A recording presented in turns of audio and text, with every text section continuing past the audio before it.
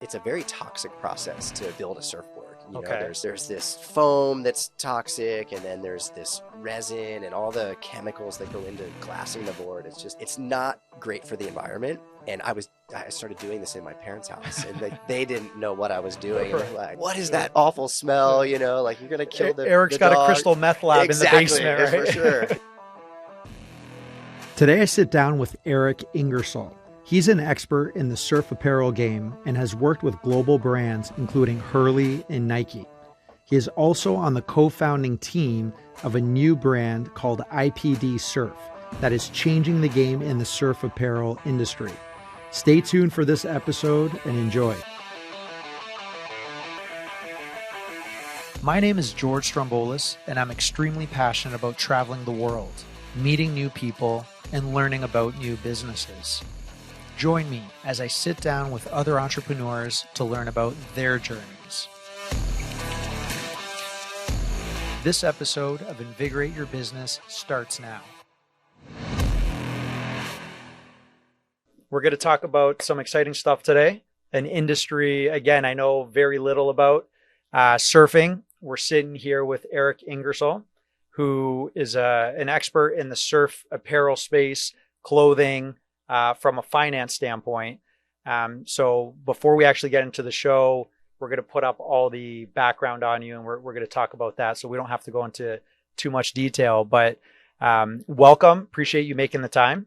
Yeah, thank you. Appreciate you having me here. This is awesome. Absolutely, man. You're a couple blocks away from me. Our lives cross paths through a mutual friend. Shout out Kevin Nolan. Yep. Yeah, he's like, you got to meet this cool dude. He's from Philly, local boy, and he's doing some cool stuff out here. So when I met you, you were at Hurley. Correct. Right? So Yes. you were at Hurley on the finance side. Yes. Okay. So talk to me. How does a guy from Philly, graduated Penn State, end up in California and then become an integral guy in the surf space? Yeah, for sure. So I guess to understand that, I'll kind of start at the beginning. Like you said, I was born and grew up in the suburbs of Philadelphia. Amazing place to grow up. Awesome. Loved it there. My life revolved around sports, you know, similar to what our kids are going through right now. You know, we cross paths on the sports fields, 3-4 times a week now. And, you know, that was my life. That's what I lived, myself and my brother. I have a brother who's a year and a half older, and we would just, you know, I played soccer from a very early age and ice hockey, which are two polar opposite sports. But quickly they became, you know, year round things for me. And, it was just, you know, things that I really enjoyed. And, you know, we would literally spend weekends at tournaments and games, and that was just life, right? Yeah. As a side note, I was fortunate that my family, we had a family beach house along the Jersey Shore in a town, Long Beach Island, New Jersey, which is a little barrier island, about an hour and a half from where I grew up. So we would spend summers down there, and it was just the coolest little town. You know, I loved it there. Gained a real appreciation for the ocean, the beach, you know, just that culture. Yeah. And, you know, being a kid, like we would just spend hours in the water, body surfing, eventually boogie boarding. And then, as I got a little bit older, surfing. Yeah. You know, like it became obvious to me just, you know, through observation that like surfing was the cool thing, you know, like all the cool kids were surfing, and I was like, I want to do that. From Jersey. And it's such a small season, right? Yes. Here it's year round. There it's what? You had 2 months? Exactly. Yeah. It would typically be from Memorial Day to Labor Day. It's like the real season for the Jersey Shore, and even other towns along the East Coast. It's so seasonal. Right. And that ended up becoming part of the issue, which is why I'm here. But anyway, I had, you know, I went to high school in the suburbs of Philadelphia. And then I went to college at Penn State. Yep. I was in not the medical school, but I guess it would be considered the Health and Human Development College. Because I was so involved in sports, I didn't know what I wanted to do, but I was intrigued by staying in that industry, right? Okay. I wanted to be around like something active, kind of wanted to avoid the office culture and that. So you were thinking sport sciences, sports something medicine. Okay, exactly. gotcha. Yeah. So even when I was in high school, there was a class you could take that was sports medicine, Yep. right? And you get to go to all the sports events and just be involved in that. The ones that I wasn't playing. When I got to Penn State, I think I may have even transferred before I even took the first course, but I think I looked at like the course schedule and all the biology and sciences, and I quickly realized like this is not for me. Right. I'm not going through that. It's Exactly. it wasn't something that I was that interested in pursuing. So I still didn't know what I wanted to do.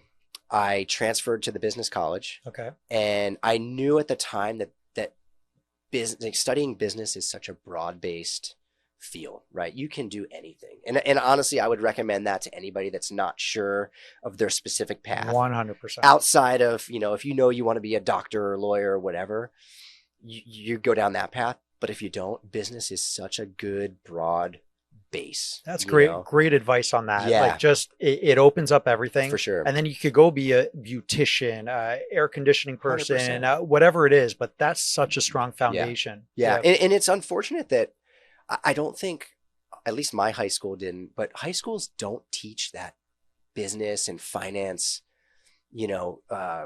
curriculum. The basics. Like I wish they taught, hey man, tax season. 100%. How do you do your taxes? Yeah. Oh, you want to buy a house? What's a mortgage? Like how do you Right. go about it? Like basic course. We're Right. learning how to make cupcakes in home ed Right. class and all this Right. stuff. Yeah, you're absolutely right. No, but like to your point, even if you want to be a beautician, like you still need to understand like the business side of it. If you want to open up your own storefront, like Totally. there's leases, there's, a P&L that you need to manage, expenses, things like that. So at Penn State, which is an amazing school, I loved it there. Great reputation. Yeah, globally. for sure. It was a Smeal College of Business.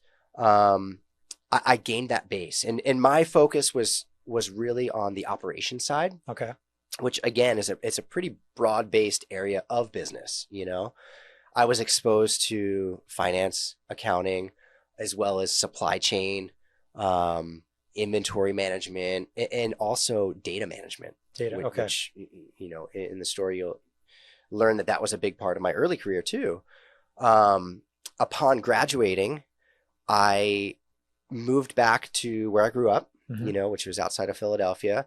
At the time, it's funny, when I graduated, I was not sure like exactly what company I wanted to work for, but I was seeking such validation. Like I wanted to work, or I wanted to be accepted by a big company.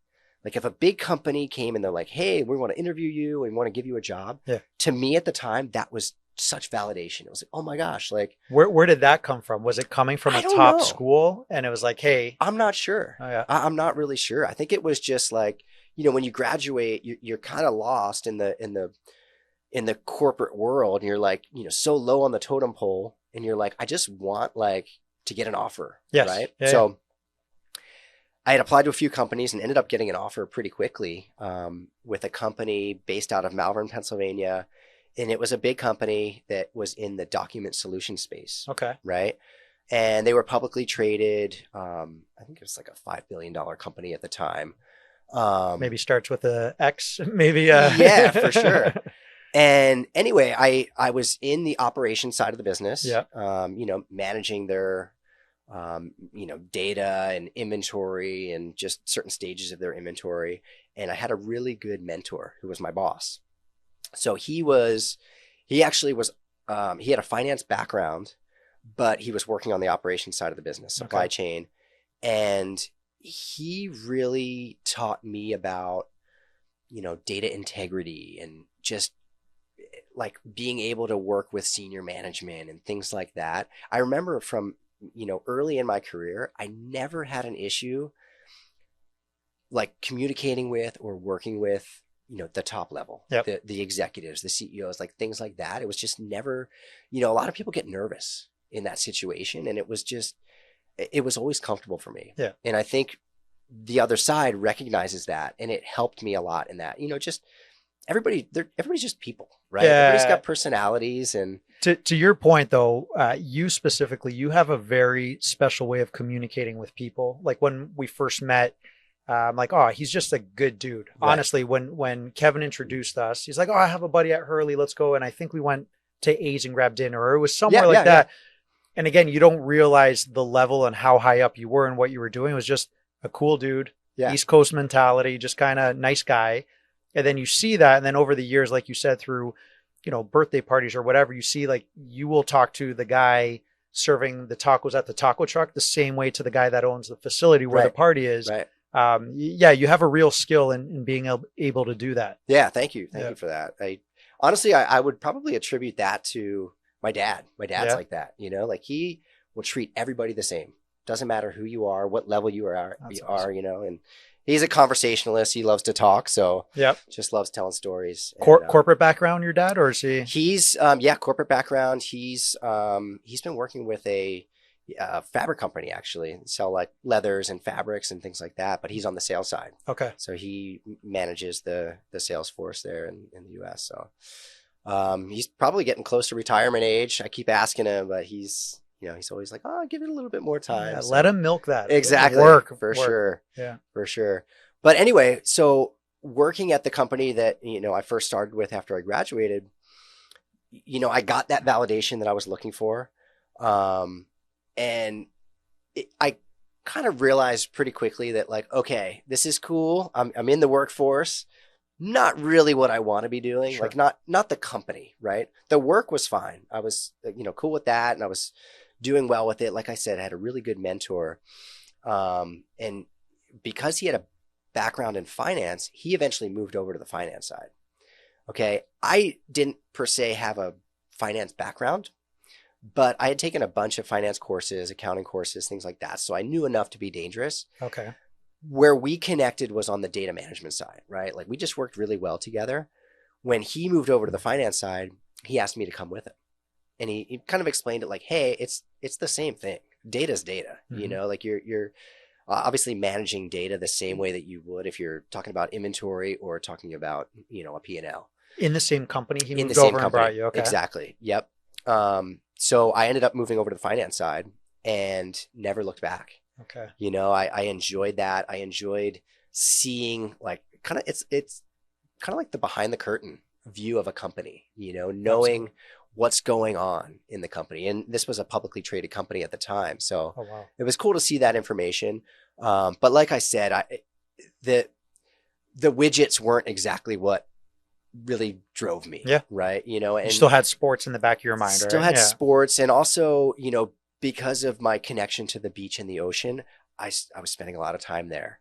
Right. And surfing kind of took over as a main focus of my life. Okay. You know, I got really involved in it, not just riding, you know, surfboards, but like the culture and just like the history of surfing and even board building. I started getting into like making my own surfboards and, you know, in Jersey and actually Pennsylvania in my parents' house. It was a funny story. I mean, I started getting into it and like, it's a very toxic process to build a surfboard. You know, there's this foam that's toxic, and then there's this resin and all the chemicals that go into glassing the board.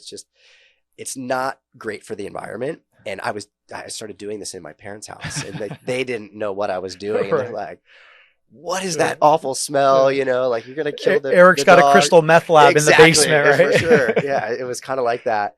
But it was cool. Like I learned the process of doing that, and it was just, you know, through watching YouTube videos and figuring it out. And, you know, I think as surfing took over, I started realizing that, you know, like you had said, the season in New Jersey for going to the beach is pretty limited. Right. And I started going year round, and surfing and tracking swells and things like that. And I got to the point, you know, after, you know, 5 or, you know, 10 years, however many years I was doing that, it's brutal. It's cold. The water could be, you know, in the 30s. The air temperature could be in the teens. There's snow on the beach. And I enjoyed it for a long time. You know, you would do that even in Jersey, like in the snow? I would, yeah, year round. It turned into a year round thing for me. You weren't nervous out there more so of sharks or anything too, or that was never a factor? Honestly, I've never thought much about sharks or anything else in the ocean. I I think I just put it out of my mind. Really? Yeah. I don't know why. Which is a lot of people who don't do that type of activity. That's their biggest barrier. Yeah, for sure. Yeah. I don't even think about it. And I know that it's out there. Sure. I know that, fate can kind of take over at times, but I really don't even think about it. In fact, I saw my first shark in the wild just this past summer. Come on. Yeah. What beach? Because I will never go there. Well, you're not going to like this, but it was in Newport. Are you serious? Maybe 150 yards off the coast, off the beach. Yeah. On. Yeah. I saw a seal when I did the surf class, and we could talk about that later. I saw a seal pop up 10, 15 feet from me. And I almost shit myself because I'm like, oh my God, it's something. Yeah. And then there's 5 and 6 and 7-year-old kids around me, and they're just like, oh, it's a seal. Yeah. And I'm just like trying to get ahead to make sure that, that's insane. Yeah. Yeah. The funny thing was, I was doing a training paddle on a prone board, which is, a board that you lay down on for distance paddling. And a friend of mine, we're used to seeing seals. We see them all the time, dolphins, fish jumping, whatever. And I was paddling with some friends, and one of them pointed ahead and he said, that up there, that's a shark. And I looked and I could tell immediately. I've seen thousands and thousands of dolphins swimming. I saw this fin and I knew immediately that it was a shark, and it was coming right at me. Come on. And you could tell by the way they swim. Dolphins, they kind of like go up and down, right? And the shark fin is just kind of always above water. The fin, the dorsal fin was above water, and he was swimming maybe 10 feet away from me, like in that line. And to your point earlier, I wasn't even nervous. But what was your strategy? Like, I would try to knock someone else over so I could get away. What I was thinking, I've watched a lot of Shark Week, right? And typically what you see with sharks that attack, they use the element of surprise, right? They're coming from beneath and they don't want their prey to see them coming. Right. So my thought was, well, this shark knows I'm there. It's not going to attack me. It was just minding its own business, and it just swam right by. Were you paddling, or were you just holding onto the board? I was paddling, and, I'll be honest, I even moved a little closer to it to get a better look. Because, like I said, I could tell that it wasn't interested. I really don't think that sharks are interested in humans. Right. I've seen enough footage of attacks and things like that. And it, when sharks do attack, and not to divert too much from the topic, but when sharks do attack, it seems like it's just exploratory. Right. The unfortunate thing is an exploratory bite for them could be fatal, or it could take a limb off. Absolutely. But I don't know. I think that mindset, like I know sharks aren't like, oh, there's a person, I'm going to go eat it. That kind of explains your demeanor in general in life. Like, just chill. Yeah, just chill. Little backstory. I did shark diving in South Africa. Okay. Where they filmed Shark Week. Yep. They're Australia. And there's an area called Ganzbai. Mm-hmm. Okay. I'm butchering that. And the locals are so annoyed that this has become a tourist destination, because they'll go out there and they put all the chum in the water and they create this false environment, and tourists go down in the cage and they're taking pictures. And they're like, this isn't natural. Like, you're teasing the sharks, you're pissing them off. Yeah. And then you see like these 12-foot great whites just chomping at the cage. So it doesn't help with the psyche. Right. That's a whole different animal. South Africa. Yeah. There's certain beaches that I just wouldn't go in, knowing how sharky they are. Yeah, exactly. I'm not that immune to it. Oh my God. No. But so you have that mindset. You're in PA, Pennsylvania, and you get to this point, you're like, great, I'm working for a publicly traded company. I'm doing some amazing things. And then from there, you have this itch to move out. So where do you go from there? Yeah. So back to the surfing thing, like being out there when it's frigid and cold, I kind of looked around and I was like, this isn't what I signed up for, in surfing. Like you see the images on, TV and movies, and it's warm beaches, board shorts, that. And I was kind of like, this isn't what I signed up for. This is brutal. And, I have some family that lives in California, in Santa Barbara. So I'd been to California a bunch, started making some trips there with friends. Actually, Kevin Nolan, who, we talked about earlier, he lived here. I visited him a few times, and I realized, okay, there's a whole world out there that isn't like this, that, kind of suits what I'm looking for. Right. And I made a very planned move. I'm not the type of person that could just quit a safe company and position and situation in life and just wing it. Yep. So I actually planned it out. I interviewed with some companies on the West Coast. It ended up working out. I resigned from my company almost, I think 5 years, almost to the day. Oh, wow. Yeah. It's just weird how that worked out. And I resigned, and luckily I had the support of my parents and my family. They were like, hey, this is something you really want to do. Go for it. Like, No wife, no kids at the time? No, Okay. no, No completely girlfriend just single. came out. Okay. Exactly. Which made it a lot easier. Yeah. I think absolutely. a lot of people that kind of have that dream in their head to go somewhere get tied down by those things. Yes. And I think very early, maybe even in college, I realized like, okay, at some point I'm going to make a move. Yep. And I think that was always in my head. So I didn't want to buy a house or anything that would tie me there. And not saying I loved growing up there. Like that was just a super cool place. But Made you who you are. exactly. Yeah. So anyway, I moved to Newport Beach, and I had a job, and it was in this similar space. It was in financial analysis. The company was a data storage company. Okay. So if you know, video editors that require those huge hard drives, we sold those, Okay. and it was cool. And I liked it. I enjoyed it. What ended up happening was shortly after I had moved, I think within 6 or 8 months, the company was sold to Hitachi. Oh, wow. And what they did is they moved the finance team up to San Francisco. So they were like, hey, do you want to move to San Francisco, or, do you want to leave the company? Right. And I was like, well, I just moved here.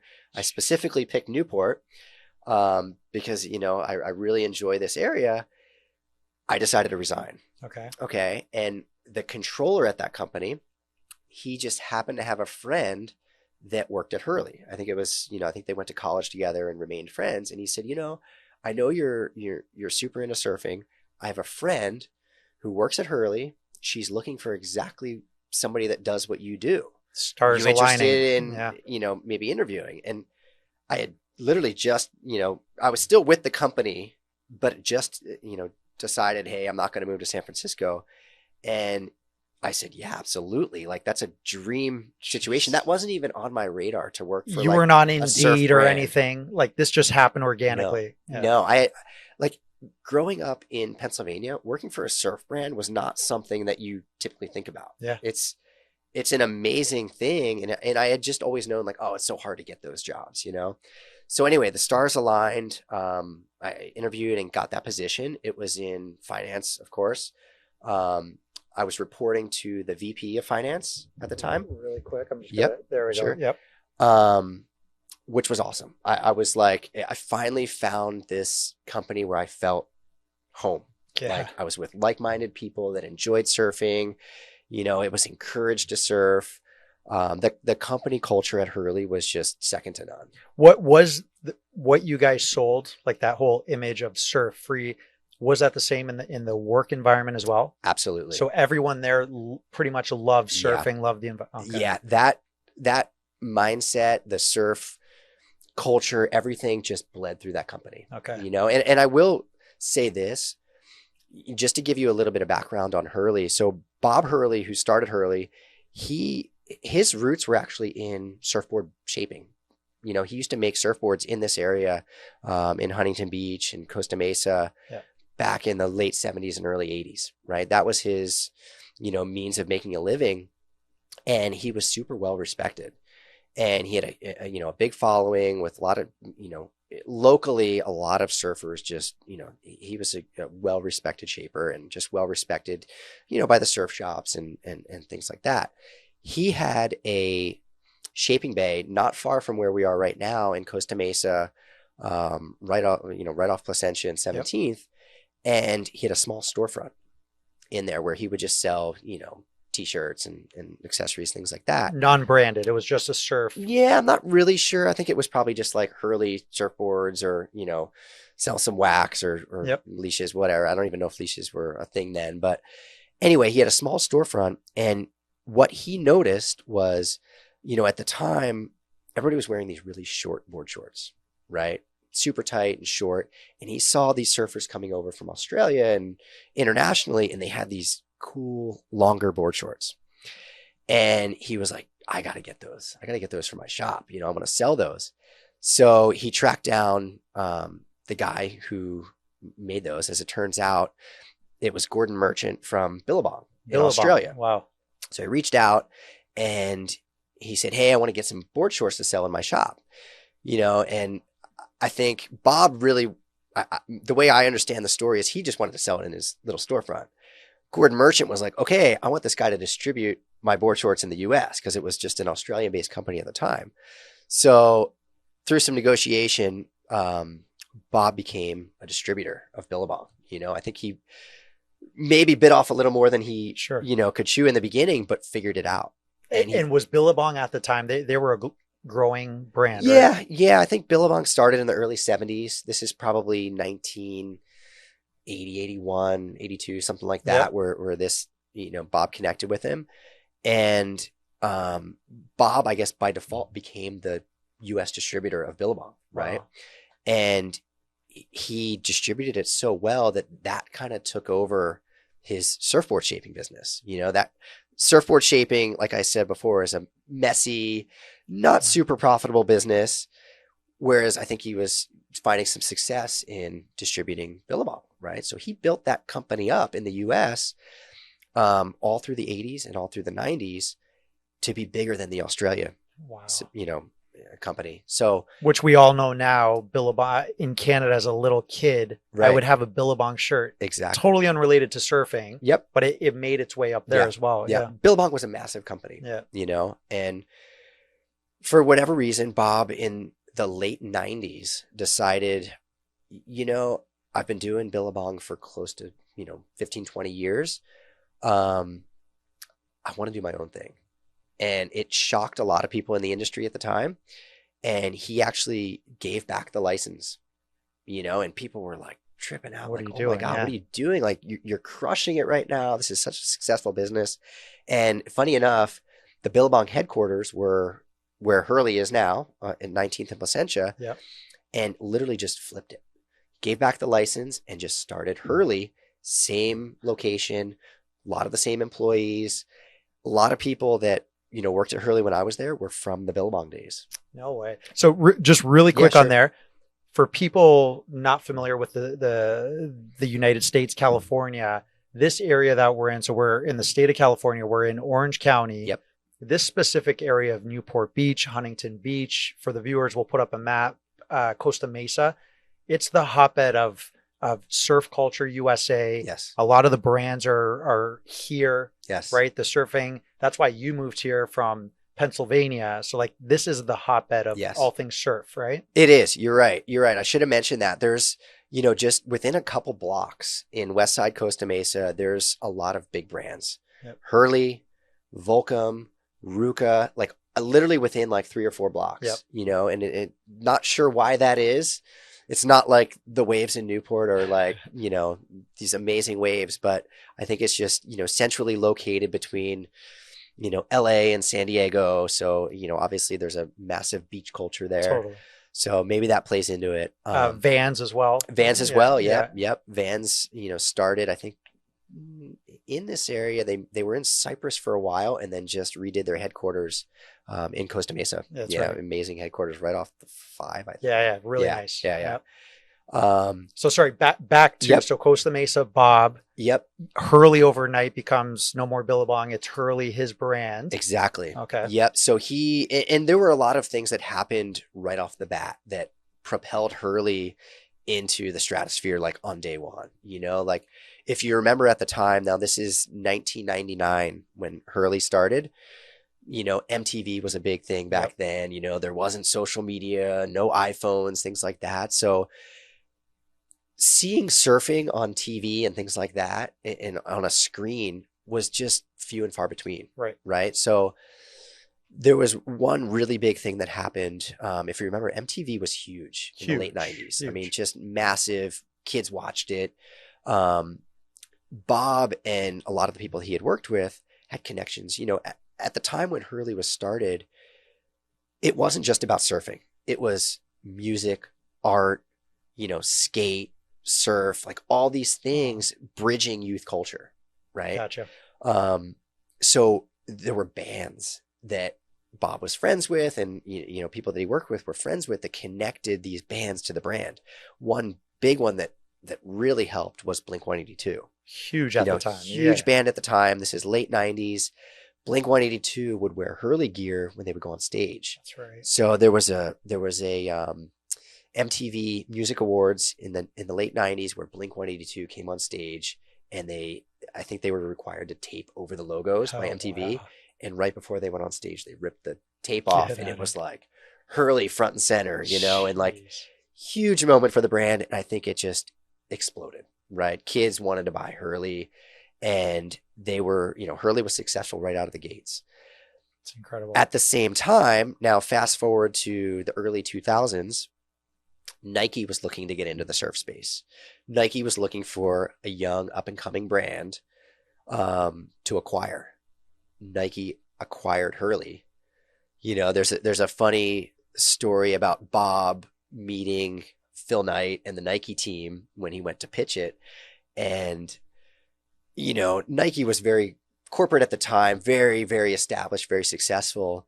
And Bob, went up to Oregon, Beaverton, Oregon, to meet with the Nike team and Phil Knight. And he didn't have anything prepared. Sure. Bob Hurley's such a great personality that, I think he just showed up and he was like, "Hey, I'm really sorry. I didn't bring like a presentation or anything." And Phil Knight was like, "Oh my God, this is going to be the best meeting of my life." Like, I've been in presentations all day. So he just, talked, and Bob is so electric when he talks that, he sold Hurley based on his merit and, his personality. And anyway, Nike bought Hurley in, I think it was 2002. And, I don't think it really changed much for Hurley, especially in the beginning. I think the brand was able to operate very independently, be a subsidiary of Hurley, not completely swallowed up by the corporate machine that Nike is. And it was super rad. I came on board, I think around 2007-ish. Oh, so you were there, right? So not long after the acquisition. But I think, if you talk to people that were there from BILLABONG to the early days of Hurley, by 2007, I think a lot of things had changed at that point, but it was still, those were the glory days. The funny thing is that, when you're a company owned by Nike, you basically, it's almost like having extremely wealthy parents, being in the business world and being on the finance side that I was, we didn't have to think about cash flow, like it was, you just had money that showed up when, we did have to pitch certain things to them. If we were planning to spend a lot of money for, say, the US Open of surfing, which takes place in Huntington Beach, it's an expensive event. So there were things like that. Or if we wanted to open up a new store, there was a process to pitch like, "Hey, we want to spend some money on this." And, there was an approval process. But Daddy always gave the allowance. Daddy pretty much gave the allowance. It wasn't difficult to get that approval. Wow. So it was just a funny thing. We would talk to friends in other brands and companies, and like cash flow is such a big part of it, on the finance side. The most important part. And, you breathe it, I breathe it now today, but we didn't have to think about that. It was super cool. And we just got to do a lot of amazing things that I think other brands didn't have access to, and we were able to do it because of Nike and because of that access to capital. So it's incredible, and we're going to talk about Hurley, you come on, but it's almost backwards in that you get a great education, great institution, right? You go to a publicly traded company, you come out here, then you get a job with a company that reports into Nike, publicly traded, big corporate. So you have that pedigree. Yeah. And then fast forward to today, now it's basically back to startup mode. It's how's the cash flow going to work? How are we going to do this? Great transition. But before we get into IPD, talk to me about, you're at Hurley right now, right? And you climb up there and you become top on the finance side. What did you see? Because at some point Nike basically sold it back and Hurley became independent again. Is that true? No, that's not true. But I think you brought up a good point. I'll clarify. So you brought up a good point in the sense that like Hurley was by all means a small company, big in the surf industry, but a small company in comparison to Nike. So for me specifically, I always looked at that as like, this is amazing. I get to work at the small company, but a lot of my roles and responsibilities were working with the Nike team. It's huge. And gaining that exposure and experience in how they operate. So I got to, experience the small company and the giant company at the same time. Right. I was on specifically more the strategic financial side, planning the business out 5 years. Like, what's it going to look like? And like I said, working with that Nike team, like they're such a big machine.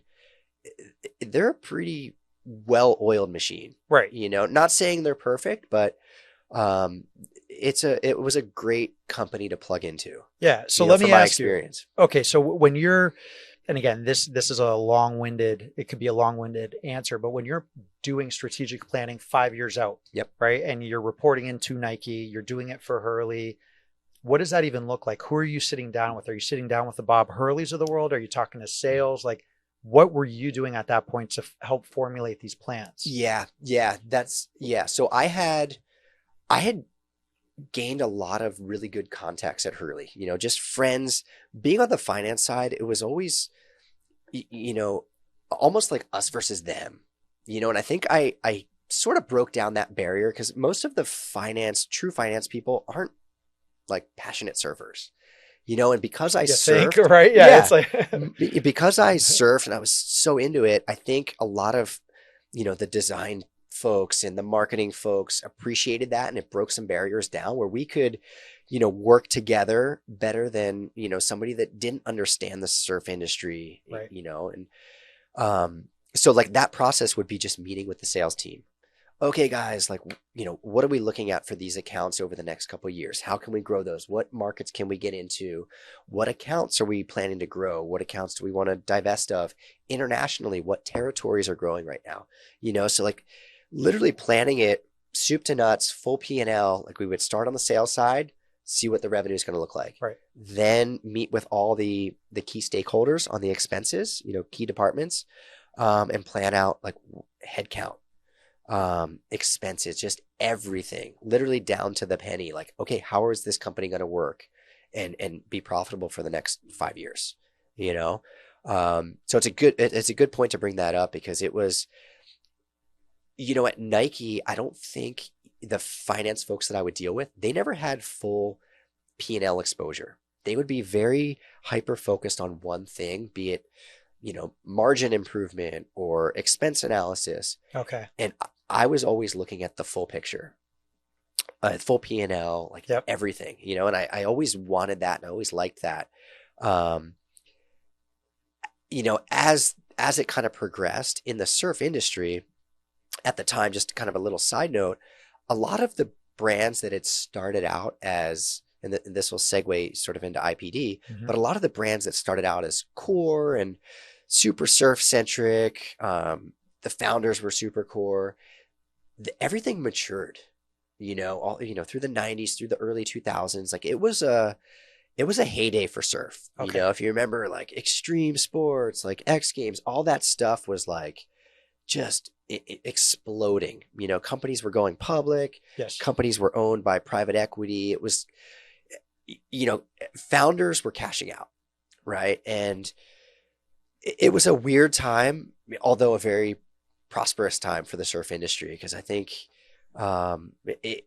it sort of got away from its roots. So is that what you mean when you say it was maturing? So when it started at a certain age group, everyone was kind of getting to a different phase? I think that, and also just the companies were maturing. Okay. It ended up becoming a top line revenue chase. Everybody just wanted to be bigger and bigger and bigger on the revenue side and sacrificing distribution in the process. And by that, I mean, surfers are funny. Like surfers want to wear stuff that makes them feel like, hey, we're different than everybody, So if there's a brand that's distributed everywhere, right, be it Costco or Macy's or Nordstrom, it almost makes it does make it uncool to the core surfer. Right? They kind of sold out to mainstream. Yep. Exactly. Everybody's wearing this brand, whatever.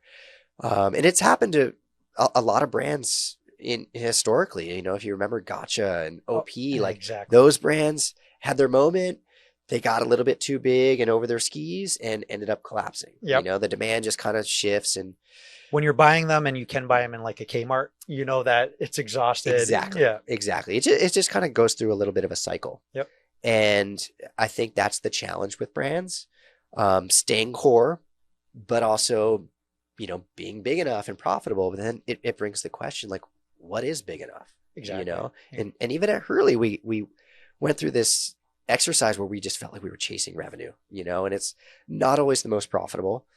What ended up happening, I think you alluded to it earlier, Hurley was sold by Nike in 2019-20 timeframe. Oh, recently. Okay. Yeah, fairly recently, to a company out of New York that, you know, it was a licensed company that took it over and, you know, kind of changed the dynamics of the company, really licensed every part of that business out. Mm-hmm. So where we did everything in-house, from design to marketing to sourcing and production, everything like that, they had divided the company. And hey, men's apparel was done by this company, women's apparel was by this company, and, you know, swimwear was by another company, and they branched into a lot of different markets that are not endemic to surf. Yep. And most of the company at that point, shortly after the sale, was gone. You know, the people, they had trimmed the head count. I ended up staying on for a little bit.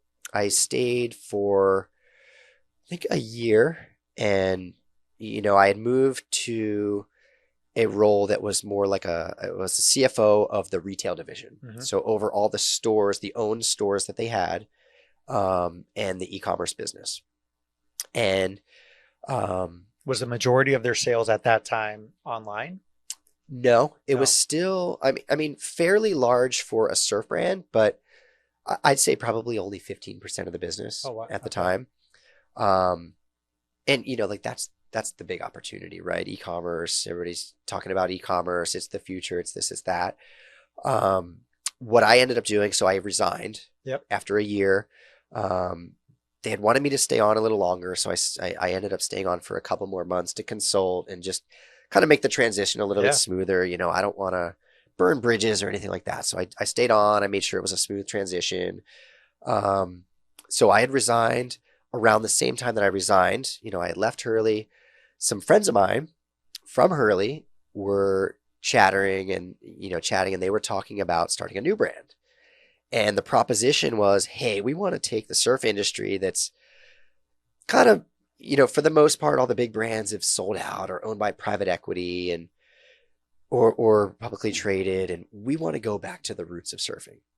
And I was hooked immediately. You know, I knew the folks involved and they wanted to bring me on as a partner. And I was like, absolutely, I'm in. I didn't even have to think twice. And really quick, Yeah. there, when you said absolutely, where were you in your personal life? So kids, married, yes, COVID didn't really start yet. It was right before that. it was. So when Hurley was sold, it was right before COVID happened. Okay. I stayed on with the new company for a year, which is after COVID. So this was 2020. Yep.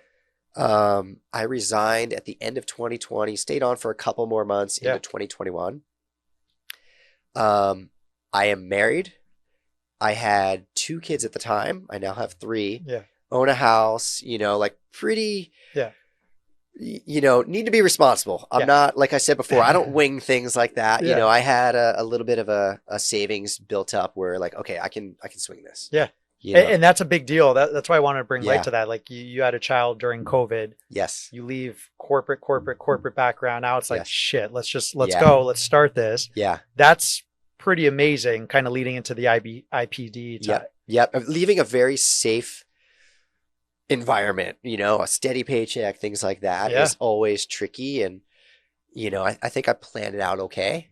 You know, like I said, I don't just jump ship and, you know, hope my parachute opens. I plan for these things. But anyway, we started talking about IPD and it kind of snowballed and it happened pretty fast, you know. IPD, funny enough, was a brand, a logo that existed back when Bob Hurley was shaping surfboards In the 70s. in the late 70s and early 80s. So he was shaping surfboards under this label, Hurley Surfboards, and he would use International Pro Designs. So IPD is International Pro Designs. Yes. Okay. That's what it stands for.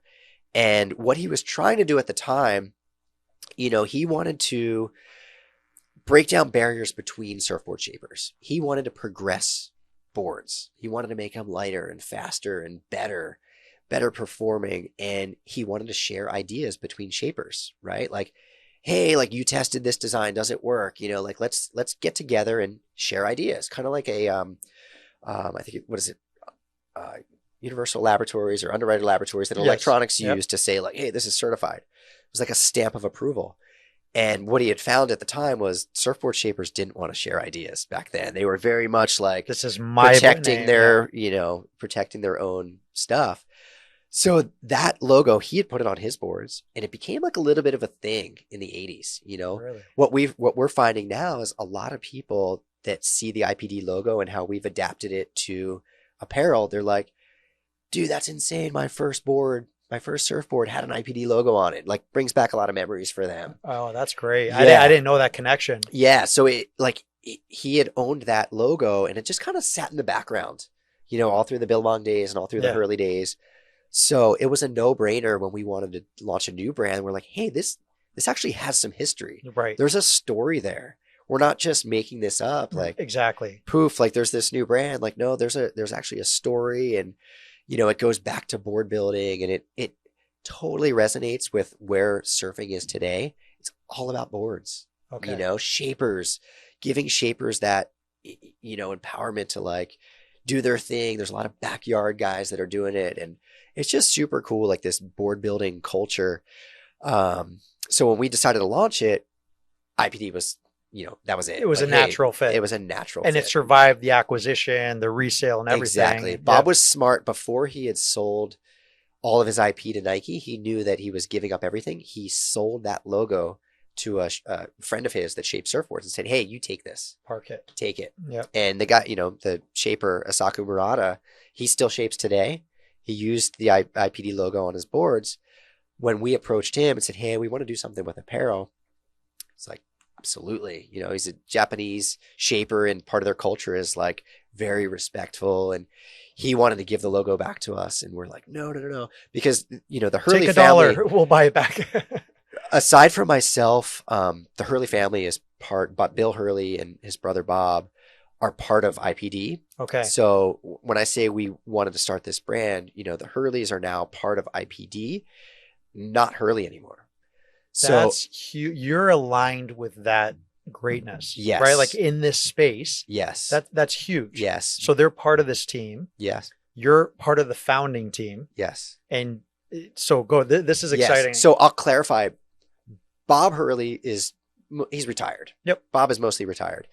He is, because of the origins of IPD, he's heavily invested in just seeing the success. So he's been an unbelievable sounding board and cheerleader, and just he's been such a great resource to us. He's been through building brands multiple times. Sure. So he's been a great resource.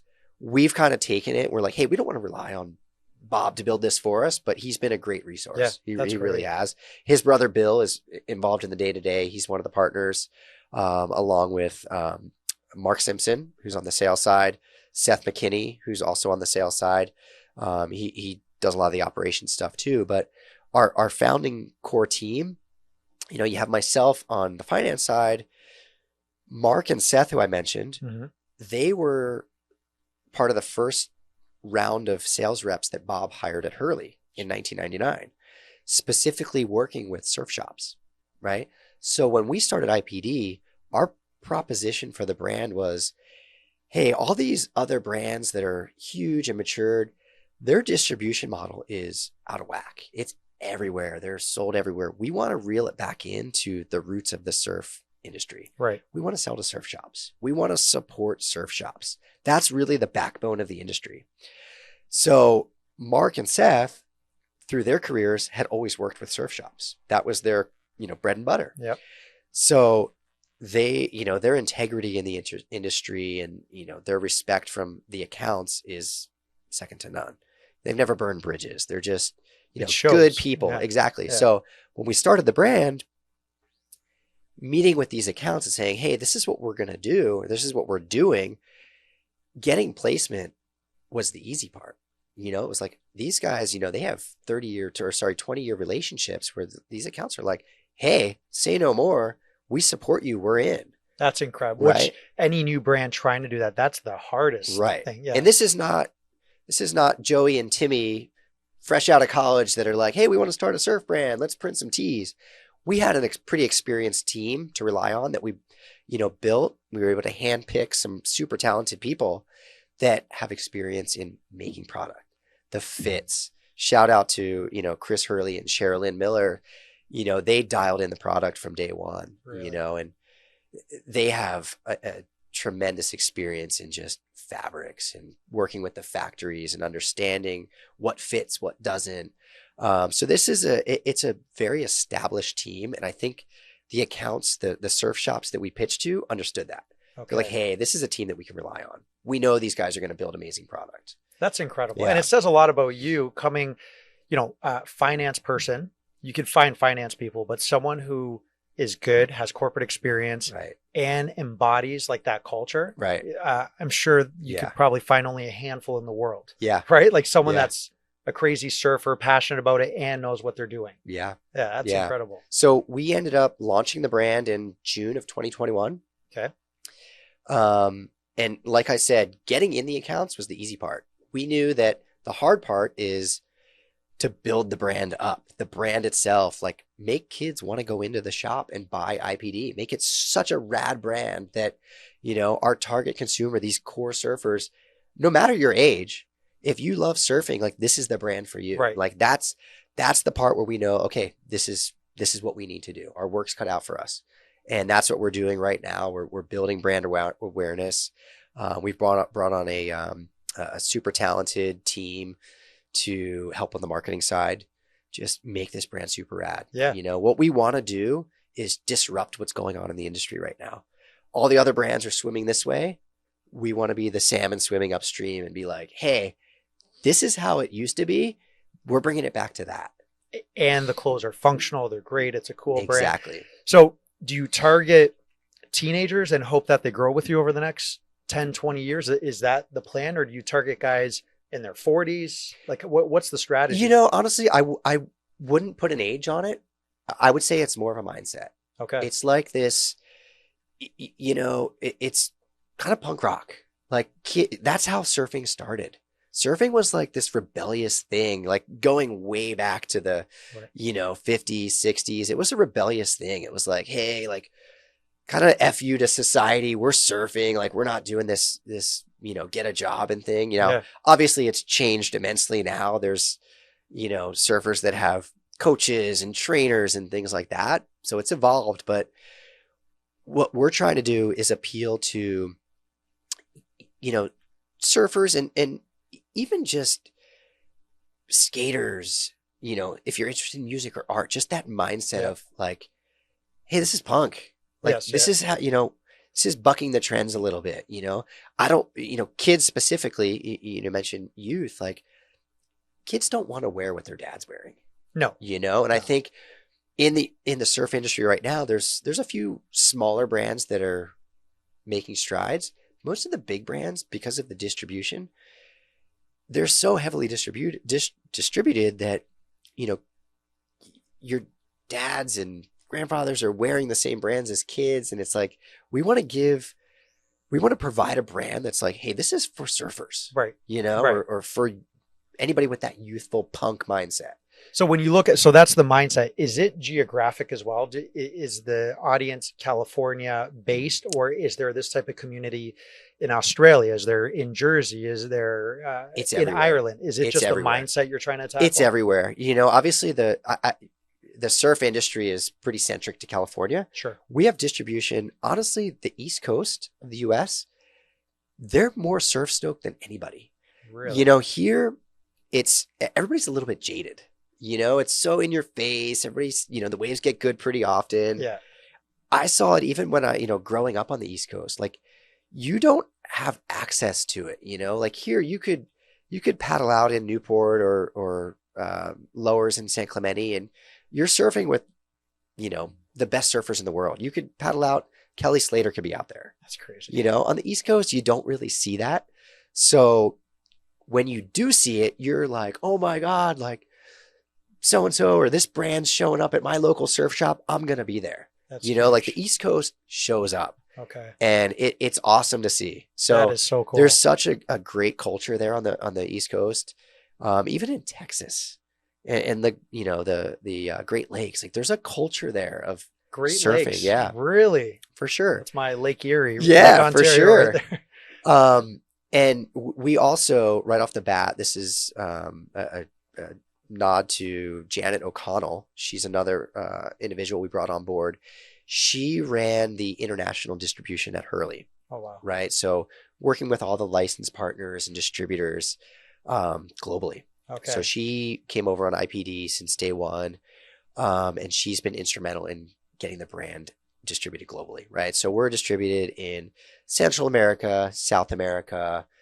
We have a great partner in Japan, Korea, even in the Middle East. That's huge. So like, we were able to almost plug and play a little bit, sure. With her connections and her experience. That's a big footprint It to do is. within a couple years. It is, right? yeah. So at what point right now you guys are trying to stay true to the core? Yes. There's a tremendous history of the brand dating back like years. Yeah.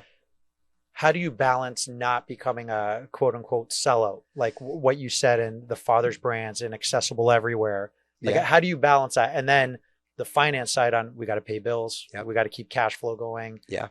It's a tough situation to be in. You nailed it. Yeah. And you know what? It's a balancing act between being successful. We make it very clear that we don't want to be a small brand.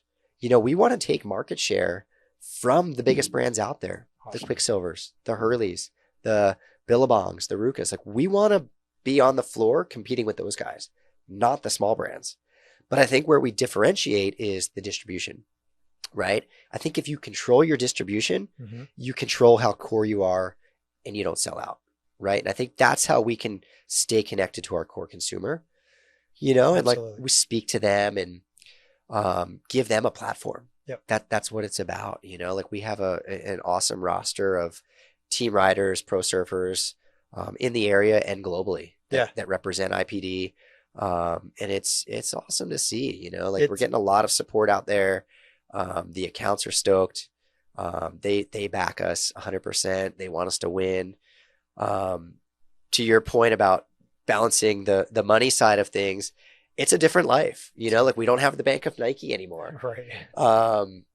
My day is now focused almost entirely on managing cash flow, managing the little capital that we did raise some capital when we launched the brand, but we need to manage that super closely. And, there's other avenues that we're going to need to take on at a certain point to raise more capital or, take loans and things like that. So that's all happening. It's a wild world. I wouldn't change it. I think that complacency of, being very comfortable and not worrying about cash flow, like you realize really quickly the stuff that you don't need. Absolutely. Yeah. And how quickly you could act on that. Yeah. How exposed are you? So a couple of things. I want to talk about, what differentiates even down to the clothing, the science, the styles, like what have you guys seen in your team that's obviously experienced that? What are some new trends that the youth like or the people that want to wear that? And then you guys manufacture overseas, domestically, all this. So you're exposed. It's not just a matter of what's going on in the USA and the economy. Yes. You're exposed on various elements around the world. How has that been trying to manage this while growing a business? Yeah. So I think that's two parts. So I think on the product side, we have a super talented team. Like I mentioned, Chris Hurley is our main designer. He does an amazing job at creating timeless styles that don't necessarily go in and out of fashion, right? We're not per se chasing fast fashion. We want stuff that, is particularly on, board shorts and outerwear pieces that are going to sit in somebody's closet for a while, right? Not just one season and, oh, that's out of style now, I'm getting rid of it, So I think he does a really good job at that. And that helps with the distribution, right? You're not just appealing to a very small subset. Right. The second part of the question, I think, is trying to manage different markets and what's popular and what's not. Yes. I will say, I think the surf culture is pretty universal. The consumption of it, the coastal nature of it resonates whether you're in California or south of France or Australia or Japan. Like that culture is pretty universal. Right. So I think if you appeal to that, youthful surf centric mindset, it's pretty global. Right. Yeah, that's great. And then let me ask you, so any advice as a father, has 3 young kids, and not just young kids, like you're a very active father, Yeah. right? In addition to your wife, obviously, but you're active, you're at the events, you're doing that, you're starting a brand, it's already a global brand. How do you balance that? Because whether IPD does well or not, that dictates, Yeah. are we putting more food on the table or not? It's Right. a tough, challenging situation that's 24/7. Yep. How do you balance that and not go crazy and lose your identity at home as a father, Yeah. at work? Yeah, like you said, I mean, I'm super involved in my kids' lives, and the sports practices and the activities that they're involved in. It's overwhelming. It gives me an appreciation for what my parents did. And taking my brother and I, like literally tournaments and games and practices every weekend out of state. Like you give up your life to be a parent. If you're involved, and it's not easy. Like.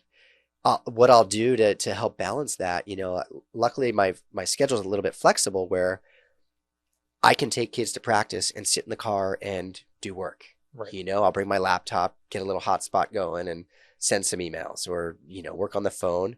I think that's one good thing that came out of COVID was the flexibility and the work from home culture. Yeah. The acceptance of it, right? Exactly. Yeah. Yeah. I think, in fact, because COVID had happened and we were starting the brand during this weird time, we ended up building the company, creating the company like based around that work from home. Like, Mark, who I mentioned, he's based out of Mill Valley, San Francisco. Seth, who's another partner, he's based out of Hawaii. Wow. And always was, even when he was at Hurley. So just inherently we have this like disconnected culture that we need to connect. So we're always in communication. We have meetings set up where we touch base and we're all looped in on what's going on. So it's not like we were all always in the office and COVID happened and then we're, separated.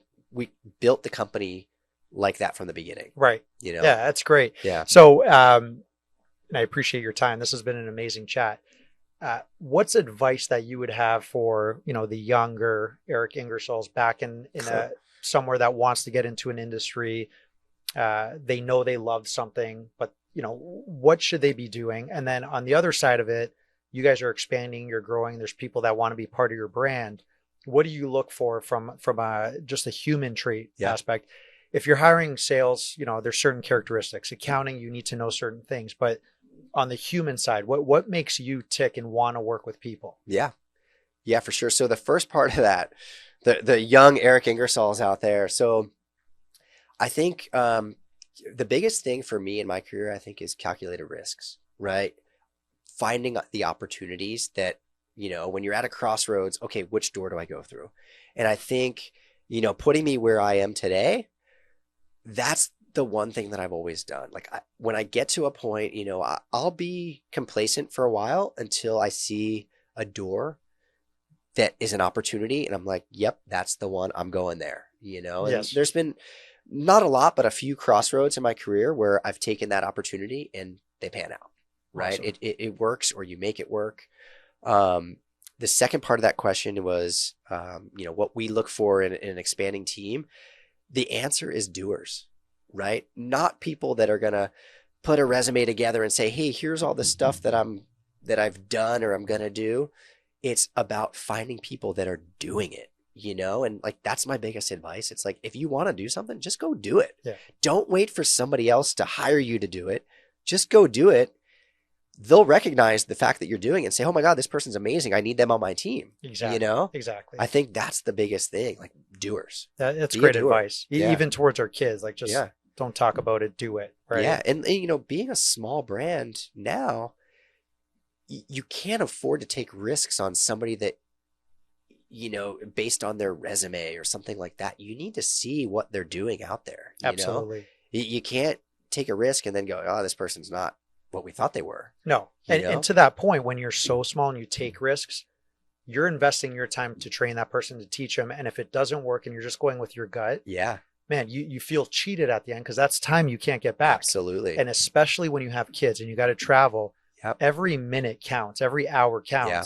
So I definitely like that approach. And I'm trying to do a personal, become better at it with more calculated type moves. Because a lot of the time, maybe immigrant background, entrepreneurial type, it's like, sometimes just go with your gut. And the older you get, it's like, all right, let's start pulling back and be more calculated and mitigate that risk. Yeah. So it's always good. Like I try to learn from people I interact with. Yeah, honestly, I mean, I sometimes I wish I had that gene where you just jump and then worry about your parachute later, but I'm pretty calculated. Yeah, I don't know why. Like I think there's a balance there where you need to. I mean, I'm not like super calculated, but I just, I wish I took more risks, to be honest. It's good. IPD, we'll put the links up. For sure. Anything else to share about the brand? I'm excited. We're 2 blocks away, so I always drive by your office on the way home or 2. Yeah. I'm excited to see like the next steps for you guys. Yeah, support your local surf shop. We're in just about every major surf shop in the country and globally. So if they don't have it, go ask for it. IPD. Awesome, man. Thank you so much. You got it. Appreciate that. Thanks for having me.